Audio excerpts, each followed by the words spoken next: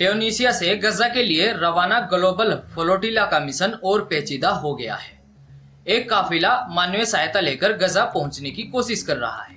Israel ने पहले ही इस काफिले को लेकर चेतावनी दी थी कि वह अपनी नौसैनिक नाकाबंदी तोड़ने नहीं देगा और जहाजों को अस्केलोन पोर्ट पर रुकने का सुझाव दिया। आगे मैं पूरी अपडेट आपको देने की कोशिश करूंगा।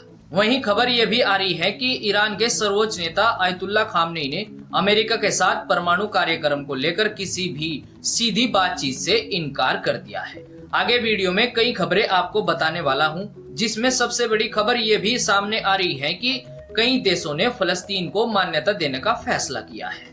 दोस्तों, मैं हूं सलमान और आप देख रहे हैं दी सलमान हसन। खबरें अहम होने वाली है, गुजारिश है कि वीडियो पूरा जरूर देखें। संयुक्त राष्ट्र महासभा के बीच एक बड़ा कदम उठाया गया। फ्रांस ने आधिकारिक रूप से फलस्तीन को स्वतंत्र देश के रूप में मान्यता देने की घोषणा की है। यही नहीं, एंडोरा, माल्टा, लक्समबर्ग और मोनाको जैसे यूरोप के 5 और देशों ने फलस्तीन को मान्यता देने पर हामी भरी है। फ्रांस के राष्ट्रपति मैक्रो ने कहा कि गजा और वेस्ट बैंक में जारी संघर्ष के बाद शांति स्थापित करने का समय आ गया है।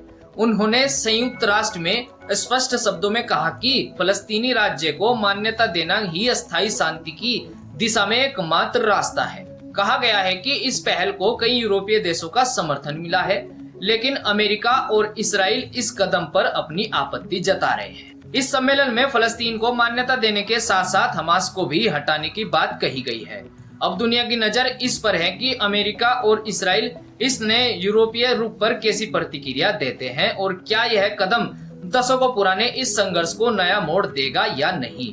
लेकिन कहा जाए तो एक बात साफ नजर आती है कि कहीं न कहीं फलस्तीन को लेकर अंतर्राष्ट्रीय समीकरण तेजी से बदल रहे हैं। वहीं दूसरी तरफ मिडिल ईस्ट को लेकर एक बड़ी खबर यह भी सामने आ रही है कि इसराइल ने साफ कह दिया कि वह गजा के लिए रवाना हुए मानवीय सहायता वाले जहाजों को, जिसे ग्लोबल समुद्र फ्लोटिला कहा जा रहा है, को अपनी नौसैनिक नाकाबंदी तोड़ने नहीं देगा। रिपोर्ट के अनुसार यह फ्लोटिला ट्यूनीशिया से गजा के लिए रवाना हुए हैं।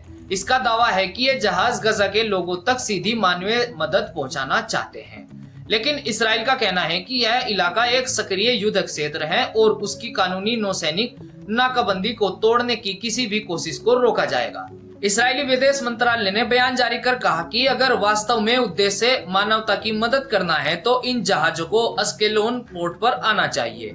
कहा गया कि इसराइल का आरोप है कि इस पहल के पीछे हमास का हाथ है और यह उसकी रणनीति को आगे बढ़ा सकती है। वहीं अब खबरें ये भी आ रही है कि आयोजकों के मुताबिक उनके काफिले पर कई ड्रोन और अज्ञात वस्तुओं से हमला हुआ है। कई जहाजों के रेडियो जाम कर दिए गए, धमाकों की आवाजें सुनी गई है। जर्मन मानवाधिकार कार्यकर्ता यास्मीन, जो कि इस फ्लोटिला के सदस्य भी बताए जा रहे हैं, उनका कहना है कि कम से कम 5 जहाज निशाने पर आए। उनका दावा है कि वे केवल राहत सामग्री ले जा रहे हैं, कोई हथियार नहीं। कहा गया है कि फ्लोटिला पहले ही देरी, धमकियों और 2 नावों पर कथित ड्रोन हमलों का सामना कर चुका है। आयोजक कहते हैं कि वे डरेंगे नहीं और गजा तक मदद पहुंचाने की कोशिश जारी रखेंगे।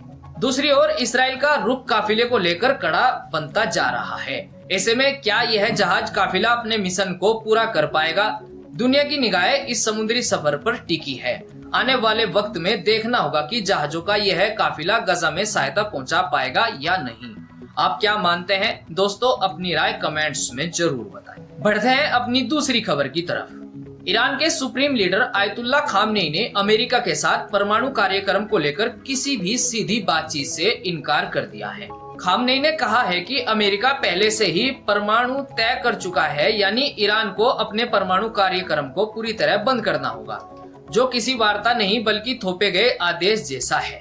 कहा गया है कि यह बयान ऐसे समय आया है जब जर्मनी, फ्रांस और यूरोपीय संघ के साथ ईरान की बातचीत के प्रयास जारी है ताकि नए प्रतिबंधों से बचा जा सके। दोस्तों, हालात तेजी के साथ बदल रहे हैं, कभी गजा को लेकर तो कभी ईरान को लेकर। अब देखना होगा आने वाला समय क्या तय करता है। दोस्तों, मिलते हैं नई खबरों के साथ, तब तक के लिए मुझे दीजिए इजाजत।